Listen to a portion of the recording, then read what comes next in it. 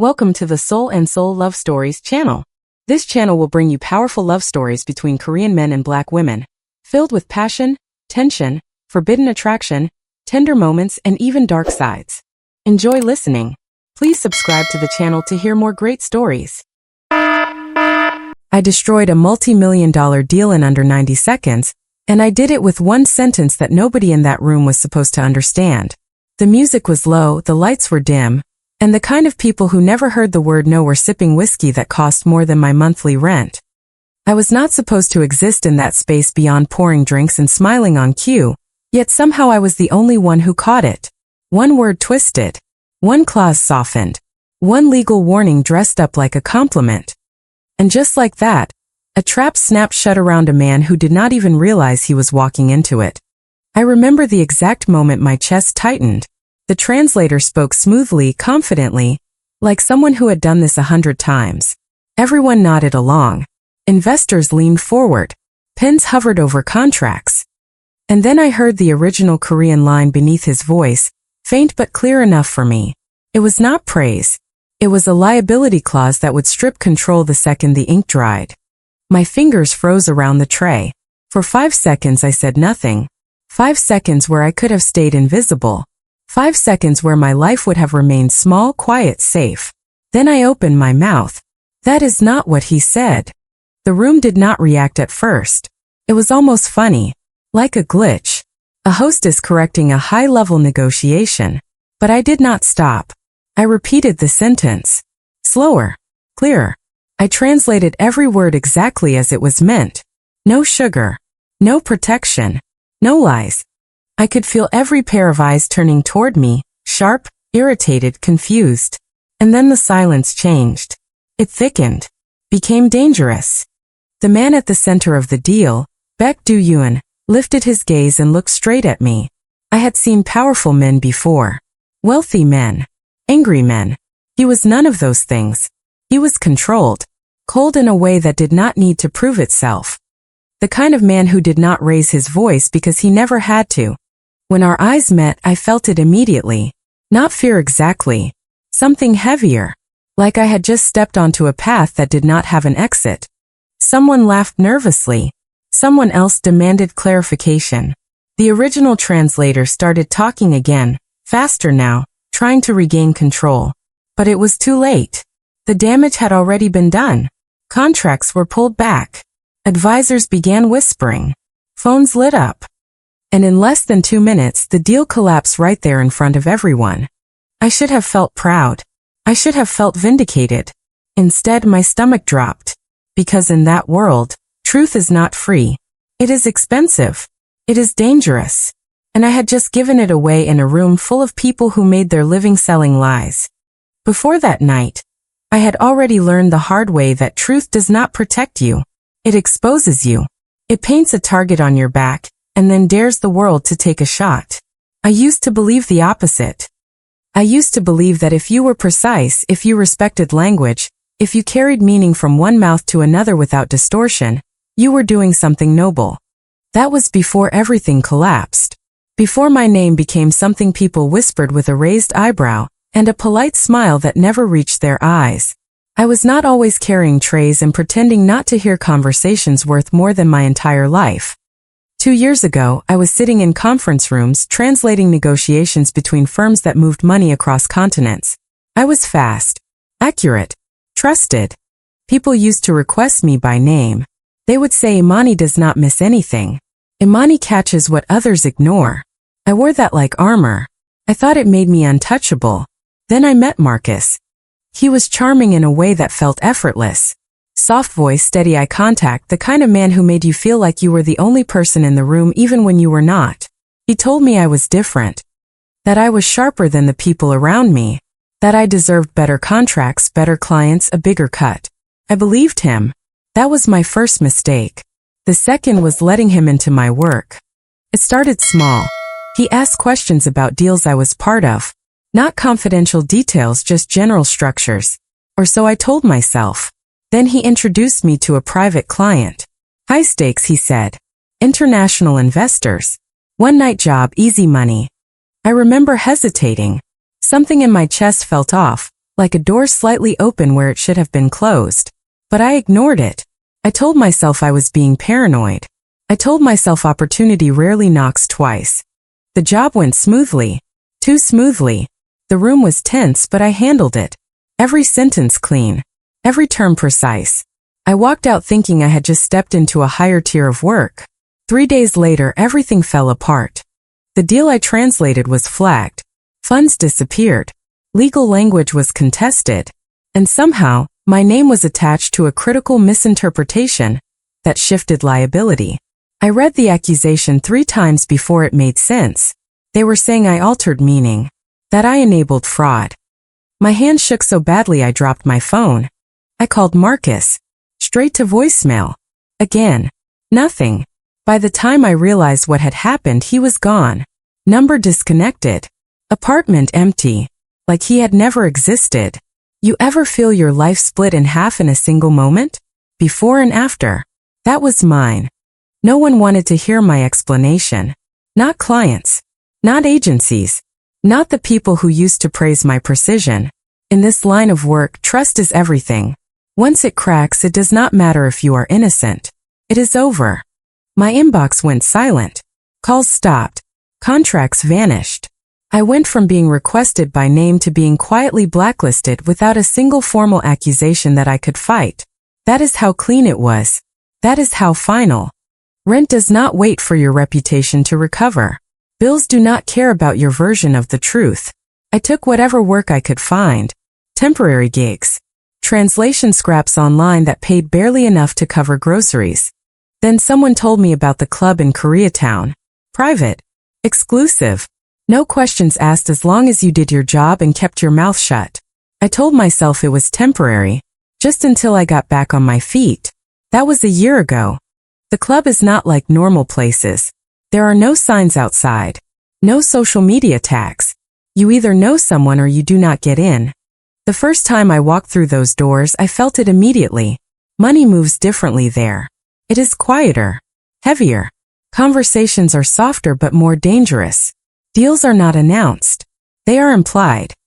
Agreed upon with eye contact and a nod that can shift millions without a single document in sight. My job was simple on paper. Smile. Serve. Do not listen. Do not react. Definitely do not speak. The rules were clear because the consequences did not need to be explained. I learned quickly how to disappear while standing in the middle of everything. I learned how to move without drawing attention. How to hear without showing it. That is the trick, by the way. You do not stop understanding. You just pretend you do. And yet, no matter how much I tried to shut that part of myself down, language never stopped reaching me. Korean, English, bits of Mandarin, sometimes Japanese. It all blended together in the air like background music I could not turn off. Most of the time it did not matter. Deals happened above my level. I poured drinks and walked away. But the world outside those walls was shifting, and you could feel it even if no one said it out loud. News about conflict in the Middle East was everywhere. Markets were unstable. Investors were pulling out of anything that smelled risky. Money does not disappear when it runs. It relocates. It hides. It looks for new doors. And places like that club became those doors. Assets changed hands quietly. Hotels, restaurants, entire chains of cash flow businesses moved between people who never appeared on paper. It was not chaos. It was controlled panic. That is when his name started circulating in low voices. Baek Do-yoon. Some said he had been gone for years. Others said he never really left. What everyone agreed on was simple. He was back. And when someone like that returns during a financial storm, it is not to watch. It is to take. The night he walked into the club, the energy shifted before I even saw him. Conversations paused half a second longer than usual. Staff straightened without being told. Even the regulars adjusted their tone, like instinct kicked in before logic. I did not know his full story then. I did not need to. Power has a signature. You feel it. And somehow, out of all the people in that room, I was the one who broke the silence that night. If I had stayed quiet, I would have remained invisible. But invisible had already cost me everything once. I was not going to let it happen again. The deal collapsing should have been the end of it. That is what I told myself when I clocked out that night. Hand still slightly unsteady, mind replaying every word I had said in that room. People make mistakes, I thought. People speak out of turn. Maybe it would fade. Maybe I would just become another cautionary story whispered between drinks. I knew better, but I still hoped. Hope is a stubborn thing. It lingers even when experience tells you it should not. By the time I stepped out into the cold air of Koreatown, the street felt too quiet. Not empty, just wrong. Like the city was holding its breath. I pulled my jacket tighter and started walking faster than usual, heels clicking against the pavement in a rhythm that felt louder than it should have been. I told myself I was being paranoid. That nobody would care enough about a hostess to follow her home. That I was too small to matter. I made it halfway down the block before I noticed the car. It had been there earlier. I remembered it without realizing I remembered it. Parked just far enough from the entrance to blend in, engine low, windows tinted dark. Now it rolled forward slowly, matching my pace. Not close enough to touch, but close enough to be intentional. My stomach dropped in a way that felt cold and sharp, like something inside me had just snapped into focus. Do not run. Do not react. That was the rule I had learned working in that club. Panic makes you visible. Visibility makes you vulnerable. So I kept walking. I turned left at the corner without breaking stride. The car turned too. That was enough confirmation. My pulse started to climb, steady at first, then faster, louder, filling my ears. I reached into my bag like I was checking my phone, but really I was buying time, thinking, mapping exits. There was a convenience store ahead, bright lights, cameras, people. Safe enough. I angled toward it without looking back again. The car did not follow me into the parking lot. It stopped at the edge, idling, watching. I stood under the harsh fluorescent lights and pretended to scroll through messages I was not reading. My hands were steady. That part surprised me. Everything else felt like it was tilting, but my hands did not shake. Maybe I had already used up that fear years ago. Maybe this was something else. Something colder. A shadow moved beside me. You speak Korean. The voice was low. Controlled. Too close. I turned slowly, already knowing who it would be before I saw him. Baek Do-yoon stood there like he had always been there, like the street had rearranged itself around him. No bodyguards in sight, but I could feel them somewhere nearby. Men like him did not walk alone. They just made it look that way. I understand enough, I said, keeping my tone even. His eyes did not leave mine. Not searching. Not curious. Measuring. You interfered in a transaction that did not involve you. I corrected a lie, I replied. A pause. Not long but heavy. That lie would have benefited me, he said. I let that sit between us. Let it breathe. No, I said finally. It would have trapped you. For the first time, something shifted in his expression. Not emotion. Not approval. Just a slight recalibration, like a variable in an equation had changed. Behind him, I could see the car from earlier still parked at the edge of the lot. They are not mine, he said, following my glance without turning his head. But they are interested in you now. That was not comforting. Because I spoke? I asked. Because you spoke correctly, he said. There it was. The difference. The reason this was not going away. He stepped closer, just enough that I could feel the shift in air between us. Why? He asked. Why would you risk that for someone you do not know? I almost laughed. Not because it was funny, but because the answer felt too simple for the situation we were standing in. Because I know what it costs when no one says anything, I said. His gaze sharpened slightly. Explain. I hesitated. Not because I did not have an answer, but because giving it meant giving him something real. And in his world, information was currency. My career ended because someone twisted language in a room like that, I said. Everyone heard what they wanted to hear. No one questioned it. I did not get a second chance. Silence again. But different this time. You are saying you acted out of principle, he asked. I am saying I am done staying quiet when I know something is wrong, I said. He studied me for a long moment, then nodded once like he had reached a conclusion I was not part of. You will come with me, he said. That was not a request. No, I said immediately. The word hung in the air between us, sharp and out of place. For a split second, I wondered if I had just made the worst decision of my life. You do not say no to men like him. Not here. Not like this. But I did not take it back. Something flickered in his eyes again. Not anger. Not surprise. Something closer to interest. You are already involved, he said. Whether you accept it or not. I have a job, I replied. I serve drinks. That is the extent of my involvement. That ended the moment you spoke, he said. Behind him the car door opened slightly. Just a crack. Enough to show movement inside. Time tightened. Beck did not look back. He did not need to.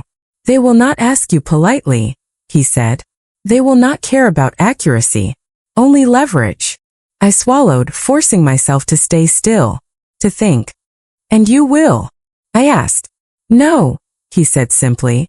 But I will use you correctly. Honest. Brutal. Clear. For some reason, that felt safer than anything else that had happened since I stepped out of that club. I glanced once more at the car, then back at him. If I walk away right now? I asked. You will not get far, he said. Not a threat. Fact. I let out a slow breath, the kind that settles something deep in your chest. Then I nodded. Fine, I said. But I do not lie. A faint, almost imperceptible curve touched the corner of his mouth.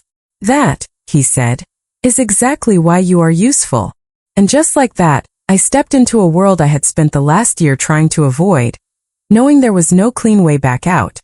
Working with Baek Do-yoon was not what I expected, but then again, nothing about that world followed expectations. There were no formal introductions, no contracts, no clear boundaries. One day I was carrying a tray. The next I was sitting across from men who spoke in numbers that sounded unreal, translating conversations where a single misplaced word could shift ownership of entire properties. He did not ease me into it. He dropped me into the center and watched if I would sink or adapt. The first meeting happened less than 12 hours after I agreed to go with him. A private office above a restaurant that did not exist on any public listing, guarded but quiet, the kind of place designed to look ordinary while hiding everything that mattered. I sat at the table, spine straight, hands folded to hide the tension building under my skin. Across from me, two men from a logistics group were discussing port access routes and asset transfers disguised as supply contracts. Beck did not look at me when he spoke. Translate, he said, like it was a test I had already agreed to take. So I did. Clean. Exact. No embellishment. No softening. Every clause landed where it was meant to. I watched their reactions carefully. The flicker of annoyance when I did not smooth over their aggressive terms.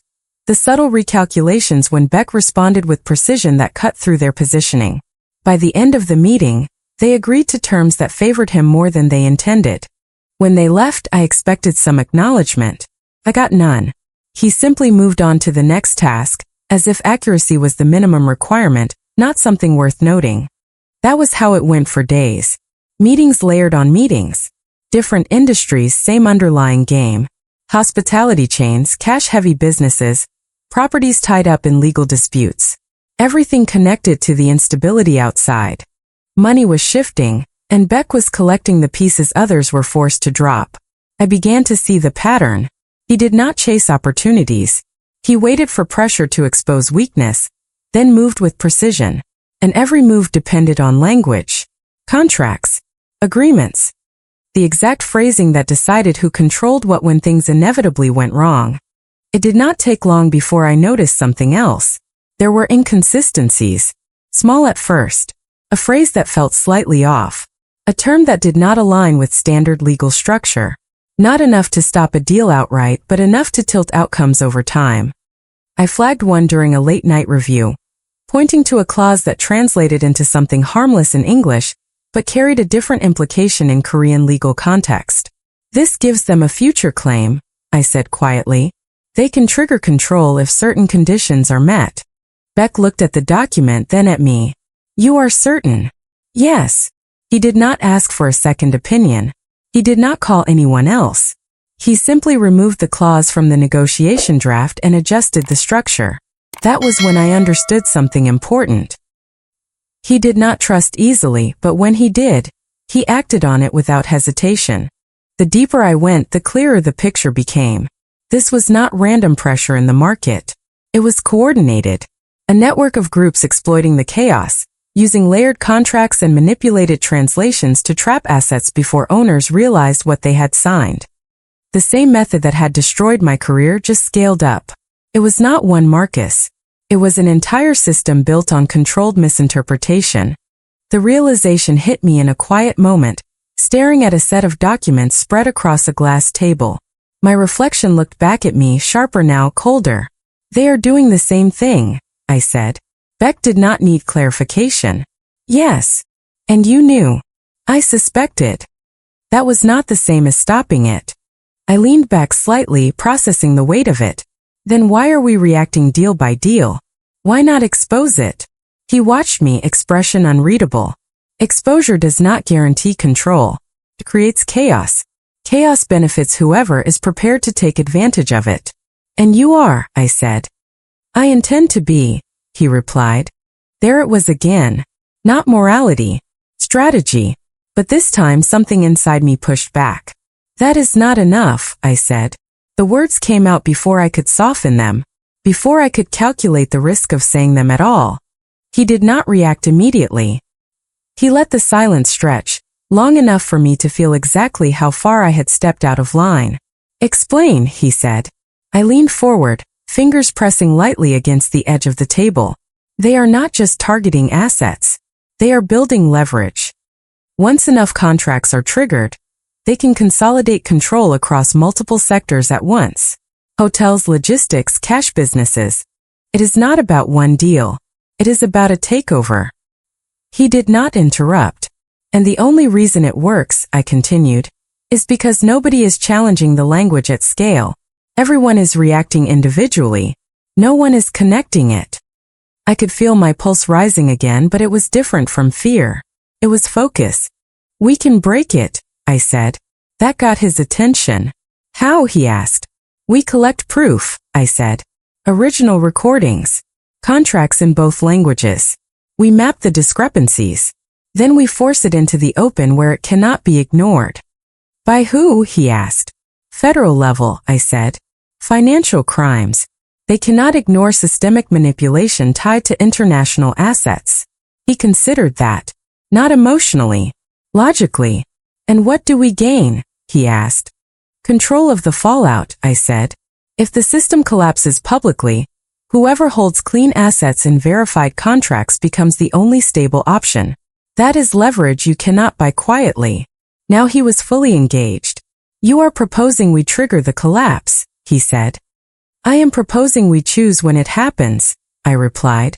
Silence again, but this time it felt charged, like something was aligning.